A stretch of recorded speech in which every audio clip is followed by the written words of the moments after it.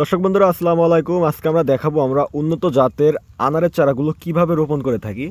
এই যে এখানে আমরা রোপণের জন্য গর্ত করে নিয়ে এখানে আমরা মডার্ন ক্যালসিয়াম ব্যবহার করেছি। এই যে মডার্ন ক্যালসিয়াম এভাবে ছিটিয়ে দিতে হয়। মডার্ন ক্যালসিয়াম এটা অবশ্যই ব্যবহার করবেন গাছ রোপণের সময়, সেই ক্ষেত্রে গাছ দ্রুত বৃদ্ধি পাবে, দ্রুত শিকড় গজাবে। এই যে ব্যাগটা এখন আমরা ছিঁড়ে নিচ্ছি এখান থেকে। এটা হচ্ছে উন্নত জাতের আনারের চারা, এটা আমাদের নার্সারিতে আমরা রোপণ করছি, খুব শীঘ্রই এটা ইনশাল্লাহ ফল পাবো। এই যে ক্যালসিয়াম আমরা আবার ছিটিয়ে দিলাম।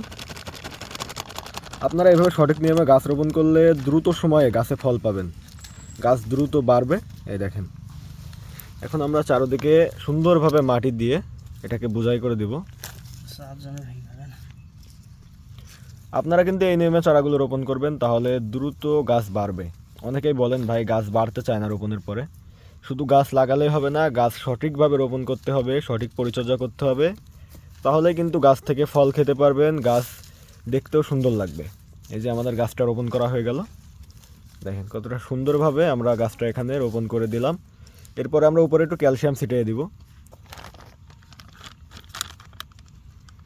এটাই হচ্ছে আমাদের গাছ লাগানো সম্পূর্ণ প্রসেস। এইভাবে আমরা গাছগুলো রোপণ করে থাকি। আর এখানে আপনারা জৈব সার থাকলে জৈব সারও একটু ব্যবহার করতে পারেন, সেক্ষেত্রে আরও ভালো হয়। তো সবাই ভালো থাকবেন, সুস্থ থাকবেন, আল্লাহ হাফেজ।